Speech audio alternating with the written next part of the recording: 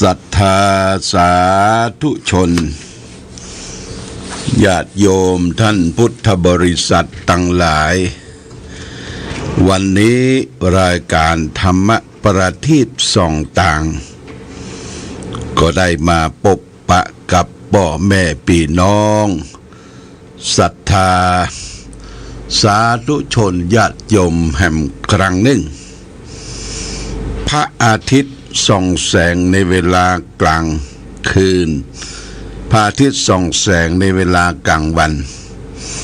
พระจันทร์ส่องแสงในเวลากลางคืนธรรมะปัญญาส่องแสงทั้งกลางวันและกลางคืนวันนี้เป็นวันอังคารที่18เดือนมีนาคมพุทธศักราช2568 March 2025 ตรงกับเดือน4เหนือเดือน4ใต้เดือน6เหนือแรม5ค่ำปีมะเสงงูเล็กวันนี้อากาศท้องถิ่นของเฮาก็ยังคล้ายว่าฟ้าฝนทำท่าจะตกกรมอุตุนิยมวิทยาก็ได้ทำนายว่าจะมีฟ้าฝนลมแรงจะพัดผ่านมาทางโซนภาคเหนือตอนบนก็หมู่เฮาทั้งหลายก็ต้องระมัดระวังจะมีฟ้าฝนลมแรงพัดผ่านมาก็เตือนให้หมู่เฮาและท่านทั้งหลายก็ต้องระมัดระวังจะไปอยู่ใต้ต้นไม้ใหญ่แล้วก็อาคารที่มั่นคงก็พยายามจะไปออกนาเตื้อในที่ฟ้าฝนกำลังตกอันนี้ก็เตือนกันไว้วันนี้วันอังคารญาติโยมวันอังคารวันที่18วันนี้ทางโรงเรียนวัดพระบาทอุดมศึกษาก็จะมีการปัดชิมมณิเทศเวลา9 โมงนี่คำว่าปัดชิมก็คือปิดจบการภาคเรียนที่ขึ้นจันทร์ก็ขึ้นจันทร์ต่อไปที่จบม.3 ม.6 จะไปเรียนต่อก็เรียนต่อก็จะมีการมอบสิ่งของสิ่งที่เป็นความรู้วิชาการงานต่างๆคือนักเรียนได้ศึกษาคำว่านักเรียนนี่จะต้องเรียนการศึกษาการร่ำเรียนนั้นเป็นการเรียนตลอดชีวิตญาติโยมบ่มีการที่จะให้คนเฮาเรียนจบอันนั้นอันนี้เพราะว่าในสรรพสิ่งในโลกเนี่ยเป็นการที่เฮาจะต้องมาศึกษาร่ำเรียนรู้นะตลอดชีวิตเพราะว่าทุกสิ่งทุกอย่างเฮาไม่ใช่สามารถที่จะมีความรู้ได้ทุกสิ่งทุกอย่างนะญาติโยมถึงแม้ว่าจะจบด็อกเตอร์จบศาสตราจารย์รองศาสตราจารย์มันไม่มีความรู้ที่จะรู้หมดดูเสียงใดญาติโยมพี่น้อง10 ชาวชาวบ้านเขาก็มีความรู้เนอะญาติโยมแต่บ่มีไผรับรองภูมิปัญญาความรู้ของหมู่เฮาและท่านทั้งหลายบางคนก็มีความรู้ในการดำเนินชีวิตทำมาหาเลี้ยงชีพเลี้ยงครอบเลี้ยงครัวเลี้ยงลูกเลี้ยงเต้า5 6 7 คนจนใหญ่มากระลึงกระลั่งส่งลูกเต้าไปห้ามเฮียนหาศึกษาจงวิชาจบวิชาความรู้แขนงต่างๆอันนี้ก็ท่านก็มีความรู้ถ้าจะยกปริญญาก็เป็นปริญญาเอกละญาติโยมปริญญาเอกสามารถที่รู้ในครอบในครัวในการดำเนินชีวิตบางท่านก็จบในการทักการเขียนการศึกษาการจักการสารมีวิชาการงานความรู้ภูมิปัญญาของตนเองเพราะฉะนั้นภูมิใจว่าเขามีความรู้อันอย่างพ่องบางท่านก็ รู้เรื่องการเกษตรการเกษตรนี่ก็ถึงแม้ว่าบ่ได้จบปริญญาจากวิทยาลัยการเกษตรมหาวิทยาลัยเกษตรศาสตร์ต่างๆแต่เขาก็เรียนรู้จากรุ่นสู่รุ่นจากพ่อแม่สู่ลูกสู่เต้าอยู่ได้กินได้ติตองพิจารณาการปลูกถั่วปลูกงาปลูกหอมจีนหอมน้อยหอมเทียมปลูกกระท้อนทำไร่ใส่นาเลี้ยงหมูเลี้ยงเม่น ไม่ได้ไปห้ามไปยันนะแต่มีความรู้ปออยู่ได้เนี่ยญาติโยมปออยู่ได้บางคนจบป .4 ป .6 ป .7 ยังเป็นมหาเศรษฐีเป็นมหาเศรษฐีร่ำรวยเงินทองอันนี้ก็โดยอาศัยที่เฮามีความดีเป็นฐานเบื้องต้นมีความรู้เป็นฐานเบื้องต้นมีปัญญาของตนเองที่เกิดมาปัญญาติดตนตัวมาตั้งแต่ชาติแต่เกิดแต่กำเนิดนี่คือได้ภูมิใจสิ่งทั้งหลายทั้งปวงเนี่ยญาติโยมเมื่อเฮามาสู่ในภพนี้ชาตินี้เฮาก็ได้มาพบสิ่งที่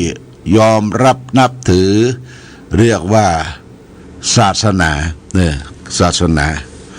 ก่อนอื่นคนเฮานั้นยังบ่มีศาสนาบ่มีสิ่งที่นับถือเตื้อเราก็กลัวภัยกลัวใหญ่ๆกลัวฟ้าร้องคืนครางกลัวฟ้าแมบกลัวฟ้าผ่ากลัวภูเขาเหล่ากากลัวต้นไม้ใหญ่แต่ก่อนเนี่ยญาติโยมนะถ้ากายไปต่อต้นไม้ใหญ่เนี่ยนึกว่าผีสางนางไม้อยู่ที่หั่นก็เอาแป้งเจ้าตี้เจ้าตังไปไว้สักการะบูชากลัวน้ำกลัวถ้ำกลัววังที่ไหนที่เฮาเข้าบ่ถึงนี่เฮากลัวก่อนถือว่ามีเทพเจ้าเหล่ากาที่ปกครองอยู่แต่เมื่อกำเนิดพระศาสนาขึ้นมาโดยเฉพาะอย่างยิ่งพระพุทธศาสนาเนี่ยพระพุทธเจ้าสอนให้เฮารู้หลักการประพฤติปฏิบัติตัวเองรู้หลักการปฏิบัติของปัจจัยทั้งนอกที่จะนำมาสู่ตนสู่ตัวพระพุทธเจ้าสอนเฮารู้รวกตั้งความรู้สึกสติปัญญาของตนเองเมื่อมีสติความเลิกได้มีสมาธิคือความตั้งมั่นของจิตใจสุดท้ายก็ยกขึ้นสู่วิปัสสนาปัญญารู้แจ้งเห็นจริงในกองทุกข์ในกองโลกทุกข์กับโลกเดียวกันญาติโยมว่าโลกทั้งโลกนะมีสิ่งเกิดขึ้นมีสิ่งที่ตั้งอยู่และสุดท้ายก็มีสิ่งที่ดับไป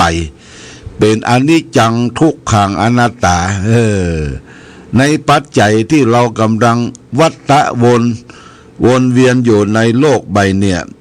มันมีสิ่งที่โรคกระทำครอบงำเราอยู่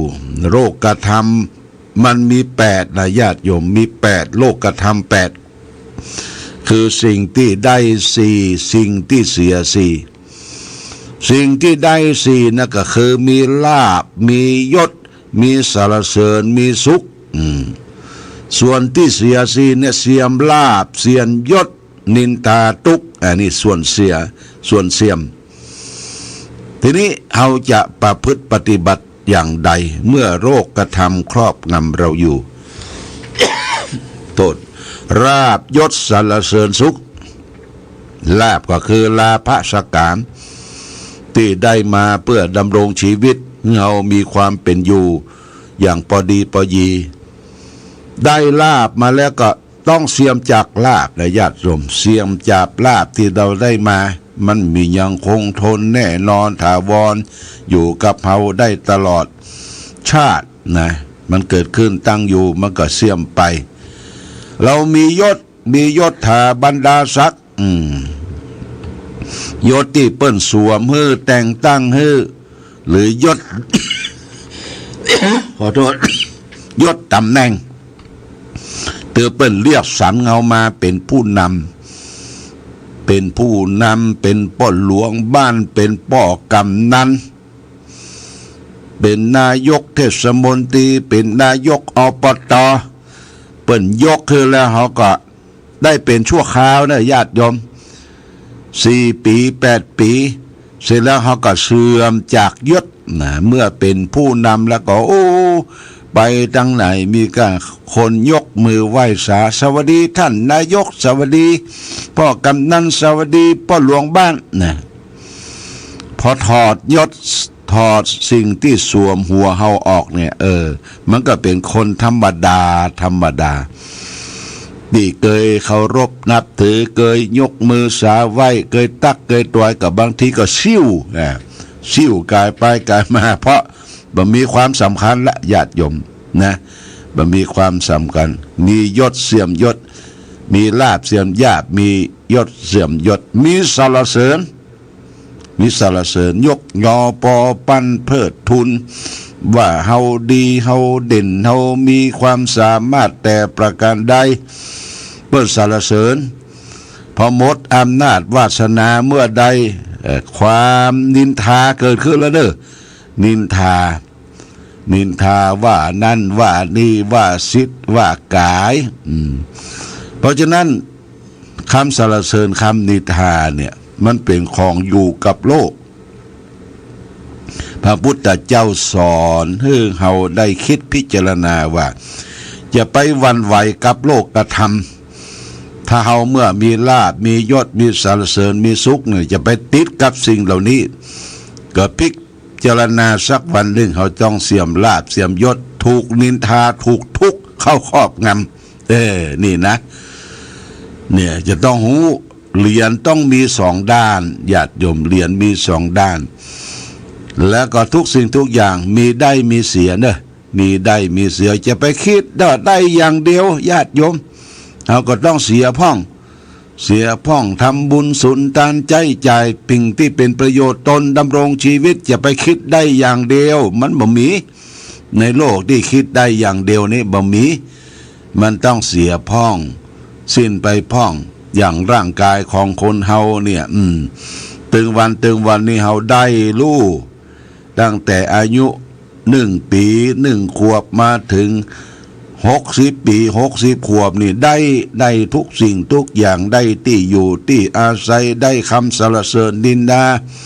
พออายุ60 ปลายขึ้นมานี่เปลี่ยนแปลงนะเฮาก็เสื่อมไปละทุกสิ่งทุกอย่างเสื่อมไปผมเคยดำกับขาวตาเคยยาวกับสั้นเขี้ยวเคยมั่นกับคอนหนังเคยตึงหย่อนยานไปตามเวลาบางคนบ่คิดอย่างโคตรคิดว่ามันมีอย่างเก่ามันมีอย่างเก่ามันบ่เสื่อมนะมีอย่างเก่านี่เอเลเอเต็นเนอะไผมาจ้วงมาจับมาว่ามากล่าวมาซิดมากายแก่ตนเองครอบครัวเนี่ยเป็นพลังเนี่ยบ่ยอมว่าปดโตกิเลสหนานักหนาปาป่านญาติโยมจะต้องหูของได้ของเสียของที่มันเสื่อมไปมันบ่มีอย่างจีรังยั่งยืนแน่นอนนอกจากเฮาได้รู้จักตัวเองรู้จักการประพฤติปฏิบัติตามหลักธรรมคำสอนขององค์พระชินวรสัมมาสัมพุทธเจ้าพระองค์สอนว่าทุกคนเกิดมาในโลกตกไตอยู่อำนาจของพระไตรลักษณ์ไตรก็คือ3 ลักษณะที่มีความเสมอกัน3 ประการเป็นอนิจจังบ่เที่ยงเป็นทุกข์เป็นอนัตตาเป็นของไม่เที่ยงเป็นทุกข์เป็นของบ่ใช่ตัวบ่ใช่ตนลักษณะเหมือนกันหมดเพราะฉะนั้นอยู่กันพอดีดำเนินชีวิตแต่พอดีต่อพอดีจะไปจังกันจะไปอิจฉาตาร้อนจะไปบืนปากใส่กันคนนั่นคนนี้จะไปจูนปากใส่กันคนนั่นคนนี้เฮาไม่ใช่วิเศษวิโสมาจากที่ไหนบางเที่ยวจี้คนอื่นนิ้วเดียวเขา4 นิ้วญาติโยมนะจดจำนำไว้ตั้งใจความดีทำความดีสู่สม่ำเสมอไหว้พระสวดมนต์ ก่อนจะหลับจะนอนไหว้พระสวดมนต์ตื่นขึ้นมาไหว้พระสวดมนต์ทำบุญสุนทานเอื้อเฟื้อเผื่อแผ่ไปมันมีค่าสำหรับอยู่ในโลกเนี่ยจะไปมันไม่มีค่าหมดค่ามีอย่างทุกสิ่งทุกอย่างจะไปมันเปล่าศูนย์โยตาป่าเปล่าศูนย์ยูโหหูเปล่า ศูนย์โยปากเปล่าเนี่ยตีนมือทุกสิ่งทุกอย่างมีความดี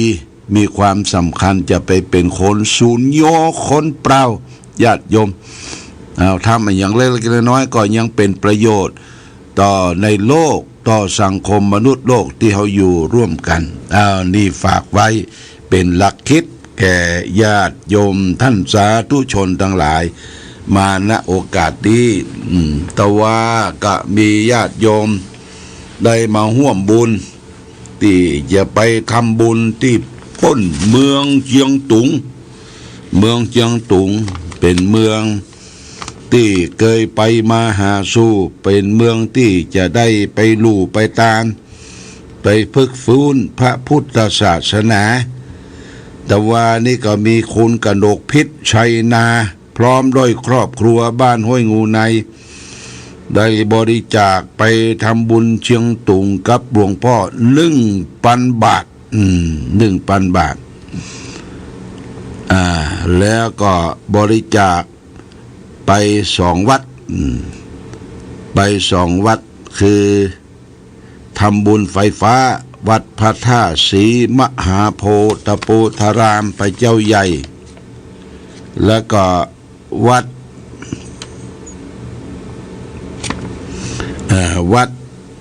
พระบาทอุดม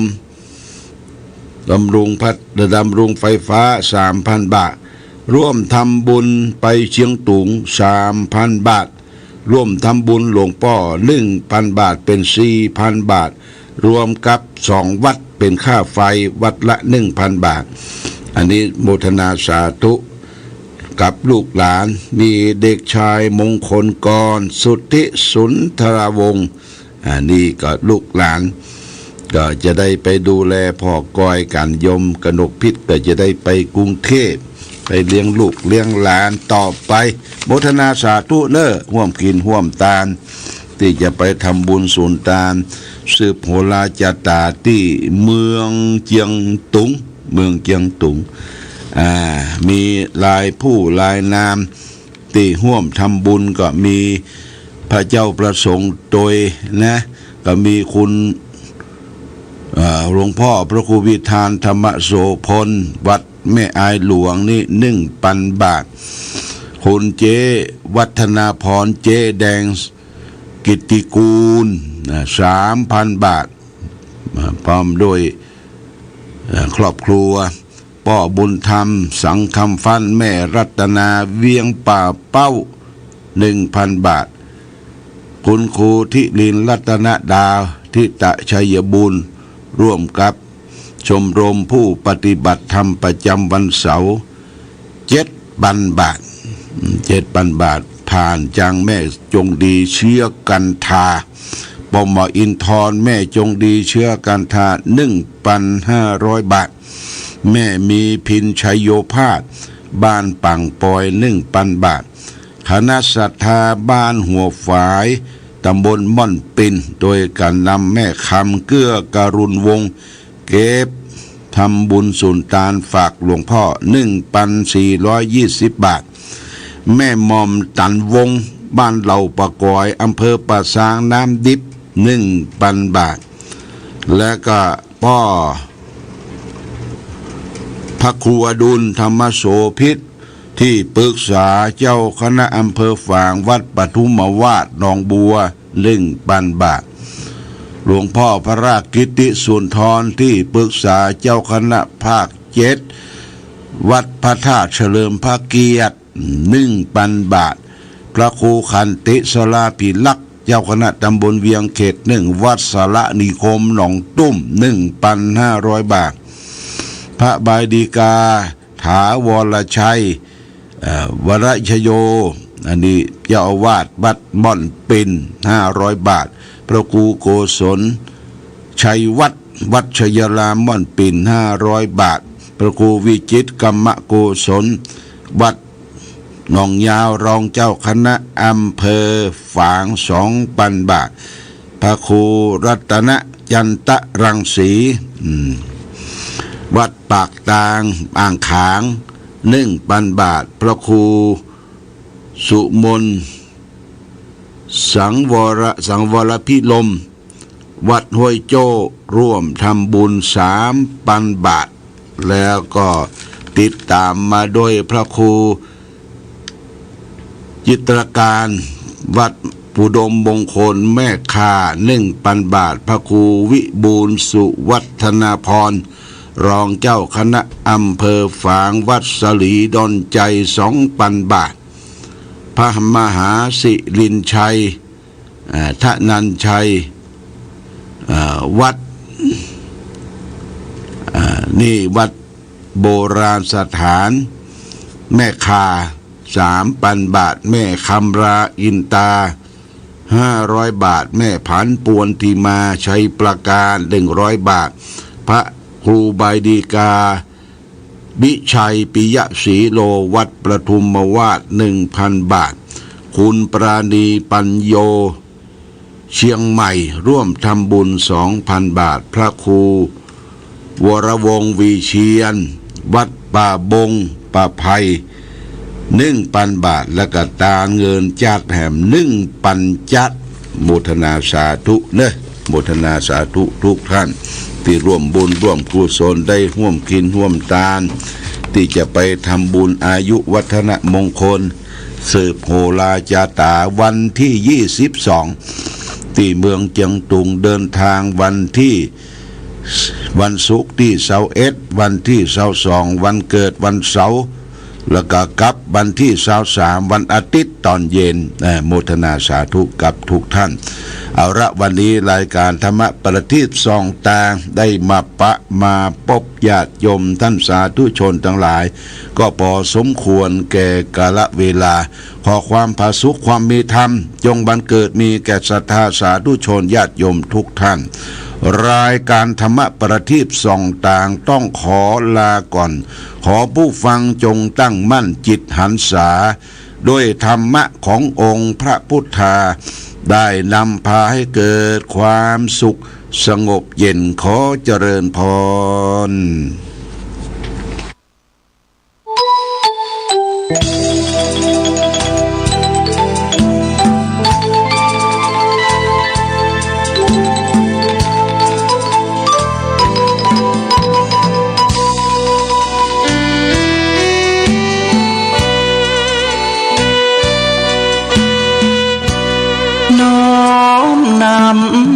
ตำนานผ่านทุกรุ่นองค์บุญหลวงพ่อแก้วทันตะจิตโตมีบุญญาบารมีมากโขมีพุทโธเป็นที่นำทาง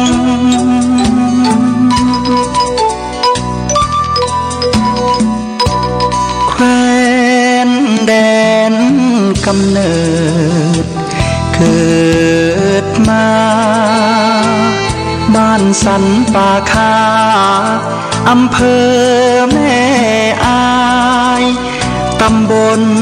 แม่สาวของเมืองเชียงใหม่แดนในทินเนื้อลานนาจิตใจผ่องใสเป็นทุนมีการุณมีจิตเมตตาใฝ่หาธรรมะน้อมนำ